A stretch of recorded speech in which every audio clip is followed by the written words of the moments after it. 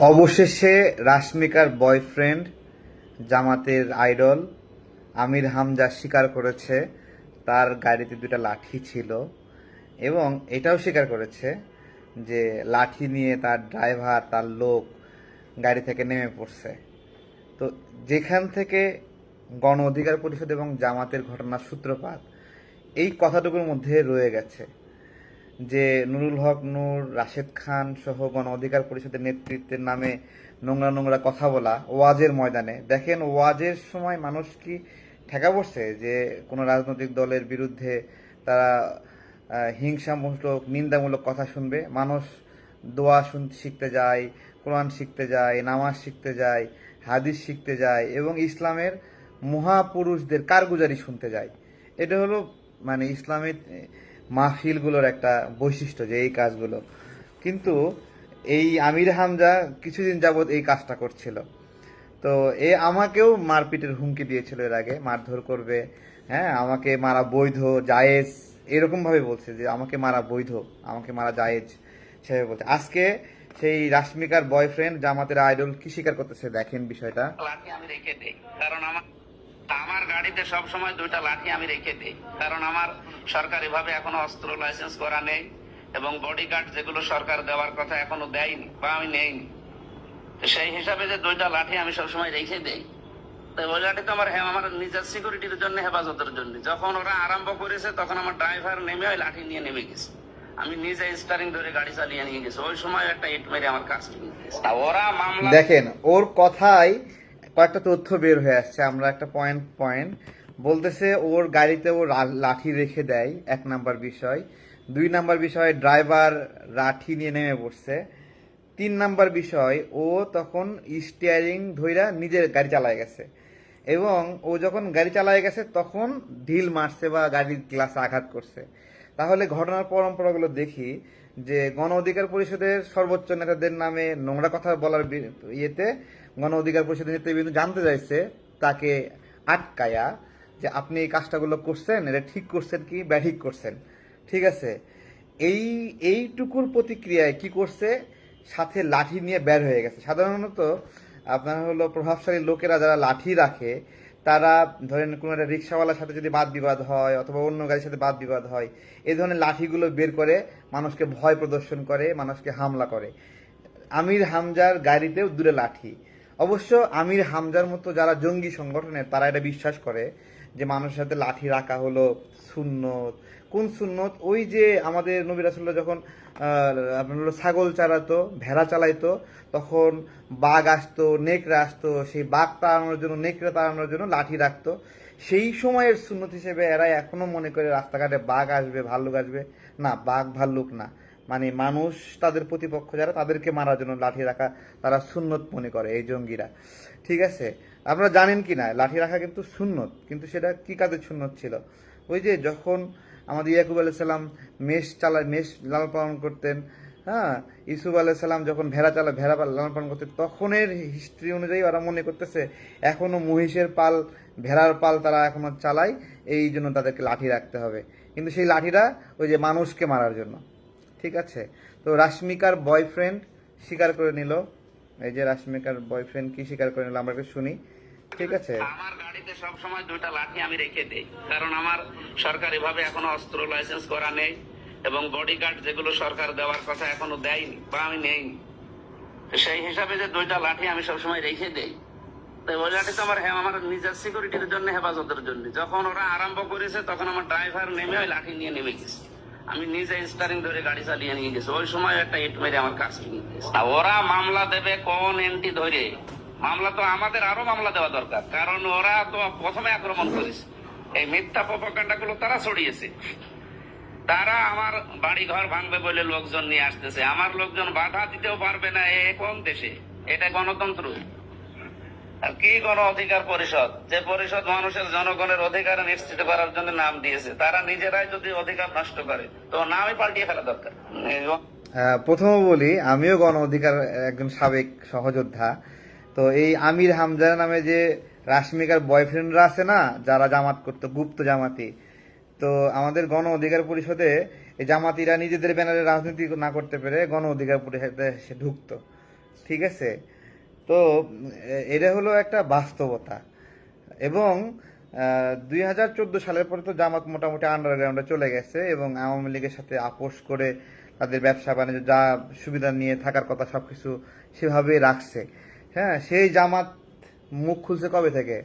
আরে গণ অধিকার পরিষদ নামে রাজনৈতিক সংগঠন আসার পর থেকে ছাত্র অধিকার পরিষদের যদি জন্ম না হতো, এই যে 14 সালে মুখে খিল লাগছে, ওই খিল আর খুলতো না, ওই খিলটা আমরা খুলছিলাম। হ্যাঁ, 18 সালের আগে রাজনীতি কি, রাজনীতির মুখেও কেউ নাম নেয়নি। আর এই রাশমিকার জামাই হে তো বলতোই যে শেখ হাসিনা কি যেন বলছে, জননী টননী কি সব বইলা, হ্যাঁ, জাহান নামে শেখ হাসিনার। তো রাশমিকার জামাইয়ের রাজনৈতিক পরিচয় আমরা জানি, ঠিক আছে? এবং এই যে 24-এর জুলাই যোদ্ধা হাবিজাবি অনেক কিছু আমরা বলি না, 24-এর জুলাই যোদ্ধা বা জুলাই আন্দোলন, এই আন্দোলনের নেতৃত্ব কারা দিচ্ছে? তারা সবাই ছাত্র অধিকার থেকে প্রশিক্ষণ প্রাপ্ত, সবাই, সবাই মানে সবাই। এবং প্রথম মানে হলো টিম ব্যর্থ হওয়ার পরে দ্বিতীয় টিম যেটা আসছে ওইটাও পরিষদের থেকে আসা, আমি নিজেও পরিষদ থেকে আসা। এবং আমরা গণ অধিকারের পরিষদে আর একটা ভাগ ছিলাম আমরা, ঠিক আছে? পরবর্তীতে ঝামেলা হয়, সে কারণে আমরা, যাই হোক, ভালো থাকবেন। স্বীকার করছে, কিন্তু স্বীকার করছে, এর উল্টা পাল্টা বলে লাভ। হরেক রকম পাগল দিয়া সাজাইছে জামাতে ইসলাম এবং ছাত্র শিবির। দেখেন, আমির হামজার মতো একটা পাগল দিয়া যারা নির্বাচন করায় এবং এমপি ক্যান্ডিডেট বানায়, তাহলে সেখানে আপনি হরেক রকম পাগলের মেলা খেলা বলা ছাড়া কোনো উপায় নেই। আমির হামজা সে বক্তা, সে ওয়াজেন কথা বলে, কিন্তু সে কি আসলে মুফতি? তথাকথিত মুফতি আমির হামজারে যারা জামাতের রুকন বানাইছে, জামাতের নেতৃত্ব স্থানীয় ব্যক্তি বানাইছে, এমপি বানাইছে, তাহলে বোঝেন তাহলে তাদের অবস্থা কি হইতে পারে।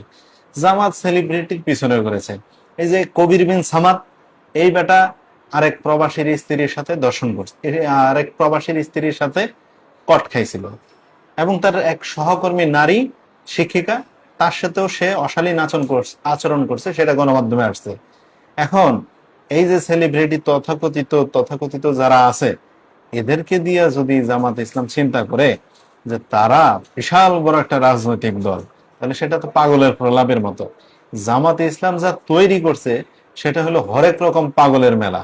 আগে পাবনা ছিল একমাত্র মেন্টাল হসপিটাল, এখন বলতে হবে যে মগবাজার এখন মেন্টাল হসপিটাল প্রয়োজন। অর্থাৎ জামাতের যে কেন্দ্রীয় পার্টি অফিস আছে সেটা একটা তাদের পাগলা গারদ বলতে পারেন, কিংবা হসপিটাল, মেন্টাল হসপিটাল বলতে পারেন, সেখানে দেওয়া উচিত। আমি মনে করি এটা একটা সরকারের দায়িত্ব নেওয়া উচিত। তো সেই ক্ষেত্রে এরা যেভাবে পাগলামি ছাগলামি করতেছে, এর থেকে ভালো কিছু হওয়ার কোনো সুযোগ নেই। দেখেন, আমির হামজা বলল গণ অধিকার পরিষদের একজনও নেতা কর্মী নাই, নূর রাশেদ ব্যতীত।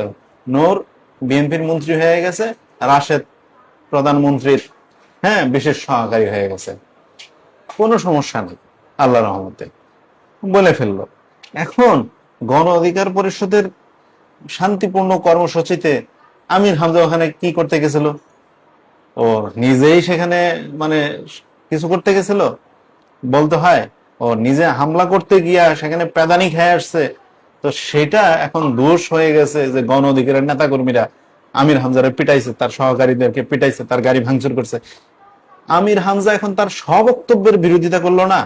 আমির হামজা তাহলে, যেখানে আমির হামজা নিজেই বললো যে গণ অধিকার পরিষদের কোনো নেতা কর্মী নাই, তাহলে সেখানে আবার কুষ্টিয়াতে নেতা কর্মী আসলো কই থেকে?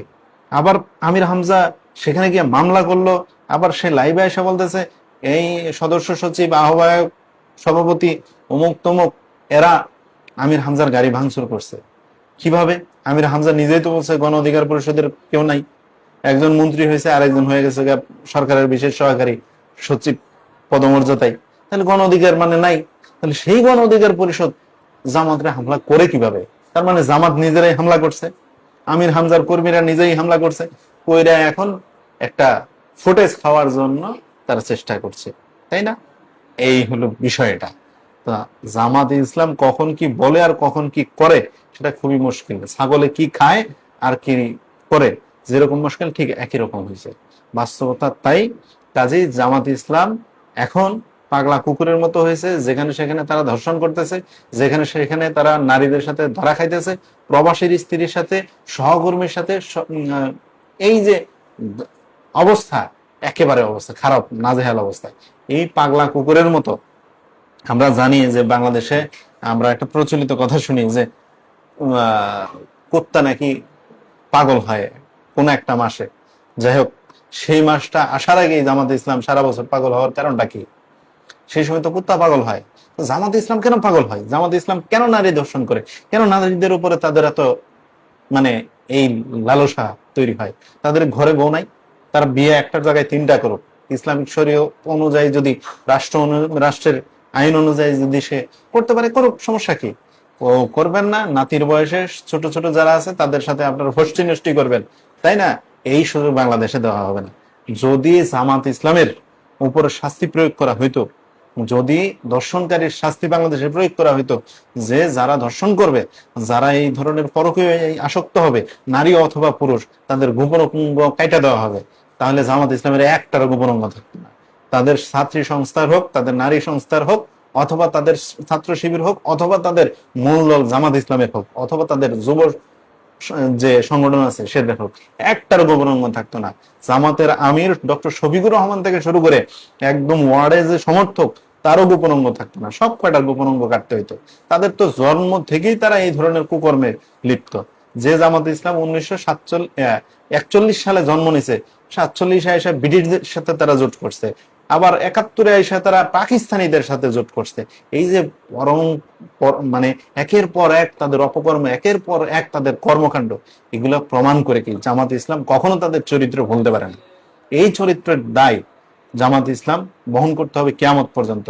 চরিত্রগত ভাবে যতদিন জামাত ইসলাম ভালো না হইতে পারবে, ততদিন পর্যন্ত এই জামাত দিয়ে কোনো কিছু হবে না। জামাত ইসলাম বাংলাদেশের রাজনীতি করার সুযোগ পেয়েছে, বাংলাদেশের মানুষ রাজনীতি করার সুযোগ দিয়েছে, ভোটও দিয়েছে এবার, কিন্তু তাদের যে চরিত্র খারাপ, তাদের যে নেচার খারাপ, আমাদের পূর্ববর্তী প্রজন্ম যেটা জানতো, আমাদের মুরব্বীরা যেটা জানতো, সেটা তারা আবার মানে টেকসই করার জন্য প্রমাণ স্বরূপ তারা এখন তাদের কুকর্মগুলো চালায় যাচ্ছে। দেখেন, এই যে শফিকুল ইসলাম মাসুদ নামে একটা ছেলে আছে, আমাদের হয়তো 2-1 সিনিয়র হবে অল্প কিছু। তো এই বেচারা, এই শফিকুল ইসলাম মাসুদ, সে একদম আল্লাহর ফেরেশতা ওলি, সেই বেচারা চাল চুরি করে, জেলেদের চাল চুরি করছে। এইরকম অপকর্মে তারা প্রতিনিয়ত লিপ্ত। আমির হামজা, আপনি খোঁজ নিয়ে দেখেন, এই বেচারা অনেক কুকর্ম করে বেড়াইতেছে। তো এরা যারা কুকর্ম করে প্রতিনিয়ত, এদের বিষয়ে আমরা বললে আমাদের অপরাধ। কাজেই ওরা করে যাবে অপরাধ, আমরা বলতে তাদের লজ্জা লাগে। এই ধরনের মন মানসিকতা আলা জামাতে ইসলাম দিয়ে বাংলাদেশে কখনোই সুখকর কোনো কিছু আসে না, বরং এরা উচ্ছৃঙ্খল। এদের জন্য দেশটা মানে অস্থির একটা অবস্থায় আসছে। জামাত ইসলামের বিরুদ্ধে সকলকে সোচ্চার হতে হবে, এদেশের মানুষ সচেতন এবং জামাতকে সঠিক জবাব দিতে প্রস্তুত। যে কোনো সময়, যে কোনো জায়গায় জামাত ইসলামকে এদেশের মানুষ জবাব দিতে প্রস্তুত। তো জামাত ইসলাম যা করবে তার প্রতিফল অবশ্যই অবশ্যই তারা পাবে। জামাত ইসলাম বিন্দু পরিমাণ ছাড় পাওয়ার কোনো সুযোগ নেই, বাংলাদেশের মানুষ তাদেরকে ছাড় দিবে না।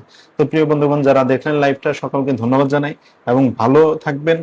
সর্বশেষ একটি কথাই, জামাত ইসলাম অর্থাৎ যে আমির হামজা, সে তার সব বক্তব্যের বিরোধিতা করে, কারণ সে নিজে যা বলছে এখন তার বিরোধিতা করে গণ অধিকার পরিষদের নামে মামলা হয়েছে। নূর রাশেদ তো ওখানে হামলা করতে যায় নাই, আর রাশেদ তো এখন বিএনপি করে, সে তো আর গণ অধিকার পরিষদের নাই, তার মানে একমাত্র নূর আছে। হ্যাঁ, তো নূর তো সেখানে হামলা করতে যায় নাই, তার মানে আমির হামজার উপর কেউ হামলা করে নাই। আমির হামজা নিজেই নিজের গাড়ি ভাঙছে এবং আরো উল্টা যারা সাধারণ মানুষ আছে তাদের উপর আক্রমণ চালাইছে। একজনের পা একদম থেতলাই ফেলছে, একজনের মাথা ফাটাই ফেলছে, আরেকজনের নাক ফাটাই ফেলছে। এইভাবে আমির হামজা তার নেতাকর্মী নিয়ে সাধারণ মানুষের উপর ঝাঁপায় পড়ে এখন গণ অধিকার পরিষদের নাম দিচ্ছে যে গণ অধিকার পরিষদ নামে তাদের উপর হামলা করছে। গণ অধিকার পরিষদ বলতে কিচ্ছু নাই, আমির হামজার বক্তব্য, আমাদের বক্তব্য না। ভালো থাকবেন, সুস্থ থাকবেন, আসসালাম।